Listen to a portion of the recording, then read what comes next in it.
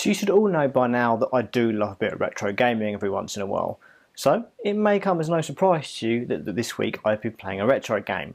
Now I decided to dust off my Sega Mega Drive, and the game I've been playing this week is Gunstar Heroes.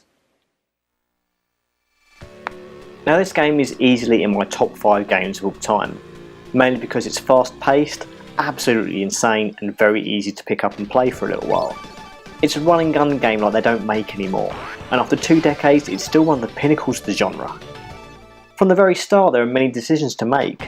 Would you like to be able to run while shooting, or fix yourself on the spot while you spray molten death upon all foes in your path? Gunstar Heroes gives you that choice, along with whatever power up you want to start the game with, as well as what level you want to tackle first out of 4 initial choices. Yes, this is a game that has a little more depth than your average shooter. As well as your initial power-up selection, you're also able to pick up a secondary weapon to switch to, and even combine that with your first weapon to make a third offensive option. You want a homing laser that makes 90% of the game that little bit easier? Well, you've got it. But if that wasn't all, you've got melee attacks such as punches, throws, sliding attacks, and the way all the moves flow together is nothing short of exciting. You'll be throwing and blowing away tons of enemies at all times, and it looks and feels amazing. And then you've got tons of uniquely designed bosses to fight that are unlike any other bosses you've ever seen on the Mega Drive. And they've also got ridiculous names like Pinky Rhoda, Melon Bread and Curry and Rice. I'd love to see how they came up with some of those names. They probably just sat there in a project meeting discussing what kind of enemies they'd like to put in the game. One guy was probably a little hungry after skipping breakfast, probably thanks to some toaster packing up or something like that. Anyway, he's thinking, oh, I'd love some curry and rice right now. And he suddenly does that thing that we all do when we think out loud. He shouts out, curry and rice. The rest of the team look at him before one guy says, that's it. Curry and rice. That's our boss. Silly name bosses aside, the highlight of the game for me personally is the dice maze level.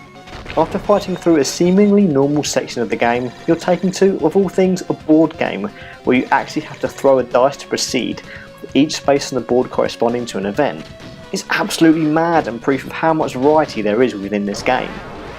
Visually and orally, I don't think anyone has pushed the Mega Drive harder than Treasure did for this one.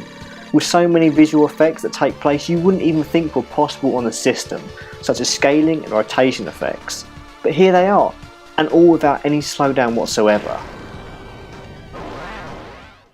Basically, Gunstar Heroes is one of the best games on the Mega Drive, and since you can easily download it on your Xbox 360, PlayStation 3, or even the original Wii Virtual Console, there's really no excuse for not playing it. Still not convinced? Well, a while ago, Robin Parker and I covered the game on our Retrocast last year, and of course if you click the link up there, you can take a little look.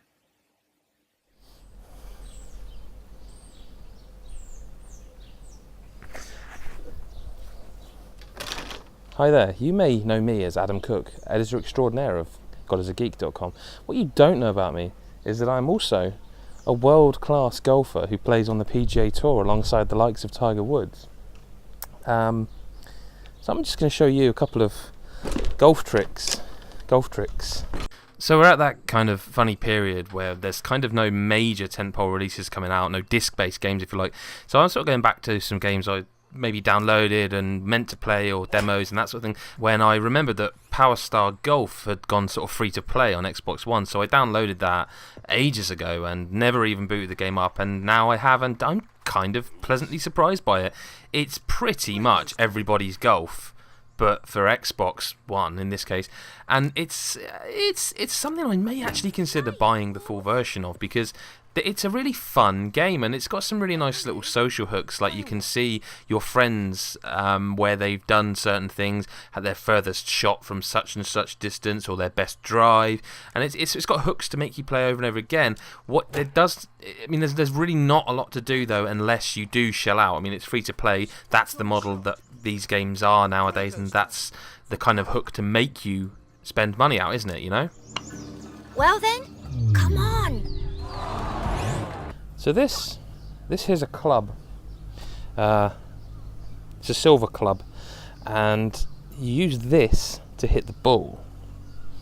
And I obviously, what if I wanted to, I could hit a banked shot, you know, just straight up there, straight at the camera and off into the hole. Obviously it's a bit rough because, you know, we're in someone's house. So if the cameraman could just get right down onto the ball here, you'll see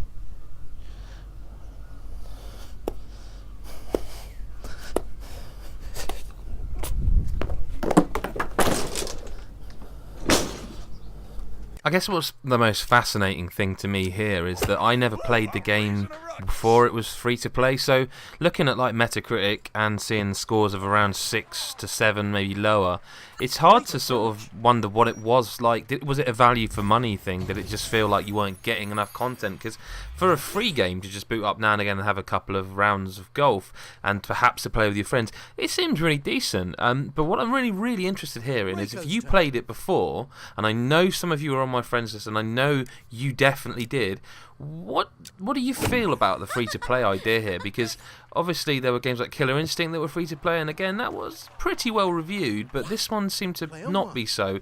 It's of course, it's real derivative of Everybody's Golf, but it seems really interesting to me. So I'd love to know in the comments if you can tell me what was it like before, what's different, because I'd love to know why it got sort of 6s and that. I don't know, it seems really good to me. Come on. Player 1 for par.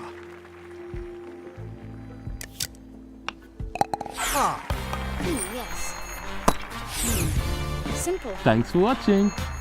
Alright kid, I'm Colm's Xbox 360 controller and I'll be doing the talking today because this gobshite's lost his voice. Anyway, this week he's mostly been playing Transistor and it's brilliant. And also, thankfully, I have actually regained the ability to speak just for these bits, not for the live action bits, coincidentally enough. But Transistor, yeah, it came out a bit ago, a number of months ago, and seemed to release to a slight bit of fanfare, but then died quite quickly. I've only gotten around to finishing it over the past couple of days. And the majority of the things that it's trying to do, it does incredibly well. It looks fantastic. And when things are blowing up on screen and particles flying everywhere, it looks incredible.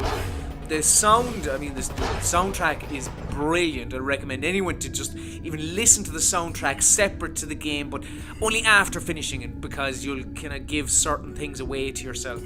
And the gameplay is the main kind of drawing point for Transistor, because when you kind of go in, as well as I did, I can only speak from personal experience, I went in thinking that I was going to be playing a hack and slash type of action game, when really then there was this weird strategy element where you kind of pick what you want to do to the baddies on the fly, and it really kind of caught my attention, and throughout the entirety of the game it never got boring. The story is decent. It's not groundbreaking in any way. It's kind of it didn't grab my attention as much as other aspects of the game, but that's okay. That's no problem. Like it's the story is still serviceable.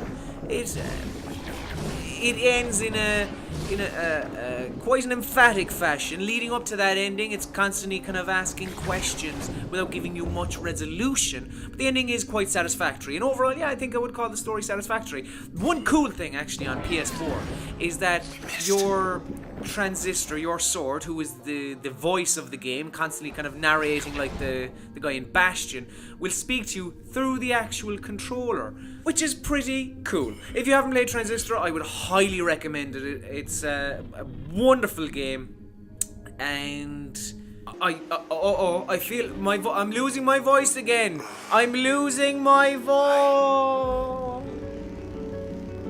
No, that's what he thinks, right? But he's lost his voice, so I do the talking now, right? And all I wanted to say, and nobody's gonna stop me from saying this, because I have the power now. And nobody who is editing this video is gonna make sure that my point isn't heard, because it fucking will be. I just want to say that Transistor is definitely not